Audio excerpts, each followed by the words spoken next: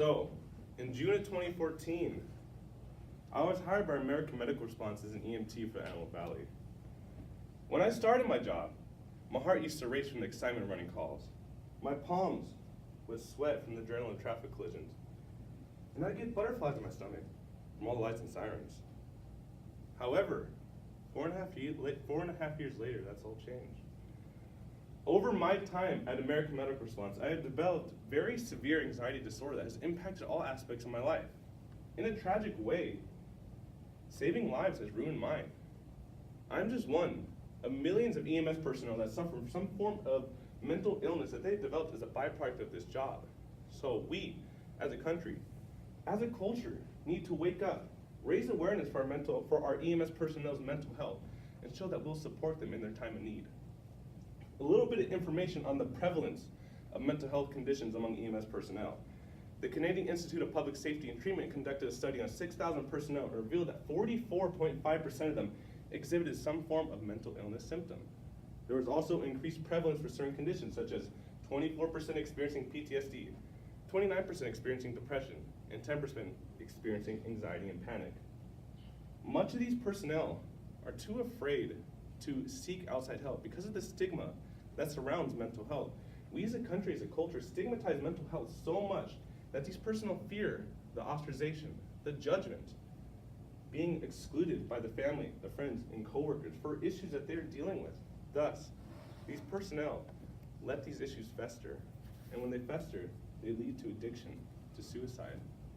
To get a bit of perspective on how EMS mental health has changed, I decided to interview my old partner of 8 months, Nora Davis. Now, Mr. Davis is a 59-year-old, 34-year veteran of EMS, and he says that when he started, the job was much more of a just deal with it attitude, and this is what he signed up for.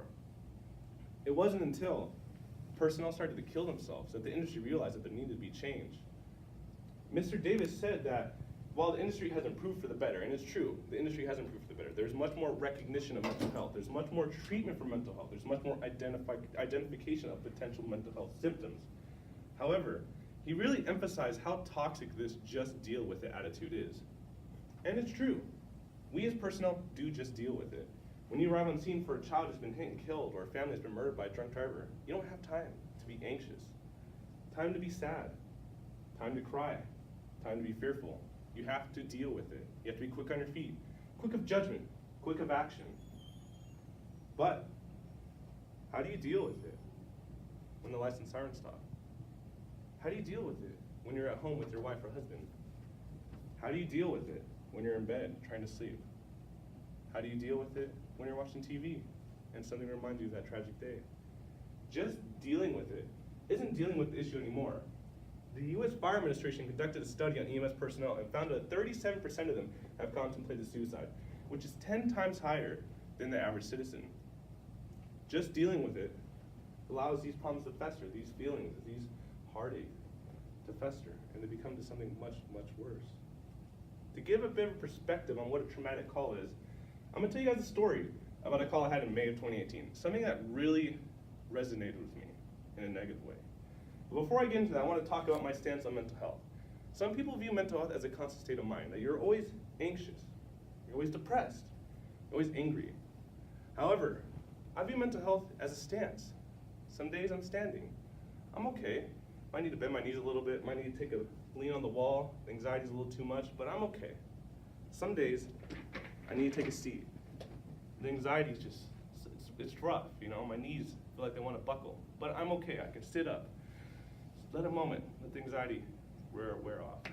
This call I'm about to tell you guys brought me to my knees. Really showed me how vulnerable I was mentally, emotionally, and how much of a human I was. In May of 2018, Nora and I got responded to a traffic collision out in Lake LA. Those are one of my most favorite calls, but after this, not anymore. So we climb into the rig, I get in the rig, and when we drive to calls, I usually drive like this, it's a bad habit, but I sit here in the driver's seat and I map into the call. As I'm mapping into the call, I listen to Blue 12, which is fire's radio. I hear the captain say that a vehicle's ablaze. I sit up and look up from my phone, I see in the distance a huge black pillar of smoke. Most traffic collisions don't result in fires. So I was quite surprised. Nonetheless, we made our way on scene. Get on scene, I see two vehicles. A black SUV on its roof, ablaze, and a white vehicle destroyed. Me and Nora get out, put on our helmets, get our gear, grab a gurney. I start running my way over to the captain, and I see the vehicle, the white vehicle. Completely destroyed, front end disintegrated, engine in the asphalt, roof sheared off in its entirety. Sides of the car crumpled in like an old aluminum can. I made my way to the captain. Asked him, hey Cap, what do you need us to do? Said, go check on that girl in the vehicle. I would like to note that when I ran over, I didn't see anybody in that vehicle. But with how long I've been doing this job, I knew someone was dead. As I make my way over, I see her. She was young. She was beautiful. All dressed up, hair was all done up, makeup was all done up, nice clothes. She was a beautiful young lady, but she was dead. Nora reached in, checked her carotid pulse. He just looked up at me and shook his head. I already knew that she was dead. But at this point, we weren't sure what to do. Let me emphasize how remote I am. Out in Lake LA, I'm the only ambulance, and Engine 114 is the only fire engine out where we are. Our closest secondary units are 15 minutes away. For an incident of this magnitude, we had 2 engines showing up and another patrol and a squad. Well, me and Nora are trying to figure out what can we do for this young lady. Patrol 79 shows up. As Patrol 79 shows up, we start extricating this young woman. So me and Nora get our leather TC gloves, we grab a hold of the door, and start pulling it open while they get the jaws of life, shove it under the dashboard, and lift the dashboard off her legs. As we lift them off her legs, I see how utterly destroyed they are. No skeletal structure whatsoever, like wet noodles. On her left thigh was a huge gash. In the gash, you could see the muscle twitching, which at that point, the captain took that as a pulse. Thus, we start to provide resuscitative measures. While Jeremy, the medic from 114, gets in the back with his bag valve mask, the ventilation apparatus that we use to provide artificial ventilations, I get to her and I start putting the 4-lead on to check her heart. All while this is going on, the fire that's happening about 30 feet away, all the smoke is blowing right in our faces. To the right of us is a helicopter landing 50 yards in the desert, all that dust kicking up. And while I'm trying to do my job, I have smoke in my face, dust in my face, and I couldn't breathe. Now, whether that was from the smoke, the dust, or the sheer shock of just how traumatic this experience was, I don't remember. But I remember how difficult it was to breathe. After we hooked her up to the monitor and determined that there was nothing else we could do for her, we decided we needed to extricate her out of the vehicle so that it can be easier for the coroner to take her. At this point, me and Nora grabbed this utterly destroyed shell of a woman, lift her out of the vehicle and put her on the ground. At this point, we decided that we need to put her back in anatomical position, make sure everything looked kind of normal. So we put her legs back to shape, even though they were completely twisted. Her arms, we straightened them out. Her neck, put forward. And then we looked at her, and I was just so shocked that she looked like this. I've been on traffic collisions of DOA before, where a dead-on-arrival patient is there, but never one this severe. At this point, we cover up with the sheet, and me and Nora make our way over to the captain from the 79s. As we're standing with the captain 79s, I see in the distance a young man walk up with the sheriff to the car. As he gets to the vehicle, they show him the body, and he starts screaming, profanities, yelling, and he runs off to the distance. Later, I find out that was her husband, and that he ran off back to his vehicle with their 2 children. As we're getting close to ending the scene, the battalion chief, the highest residing authority on scene for these calls, came up to us and said that he was going to organize a debriefing, a meeting where we can try to de-stress, talk about it, so we don't have all these pent-up feelings. As we set up this meeting for later in the evening, I remember we got dismissed from scene, and I called my wife, who was going to school in San Bernardino. I told her, please, for the love of God, drive safe. Don't speed. Be aware of your surroundings. Be safe. Later that evening, we went to Fire Station 93 and did our debriefing. There was the battalion chief, Engine 114, Engine 79, Patrol 79, Squad 92, about a total of 10 to 12 guys, if I remember correct. This is my first debriefing. I've had a lot of traumatic calls over my 4.5 years. The first time I ever experienced a debriefing. As we sat there, the battalion chief said something that was really profound and really resonated with me. He said that our career is like a cup. And every time we run a call, we pour a little water in it. Some calls are more, some calls are less. The purpose of this meeting was to empty this cup.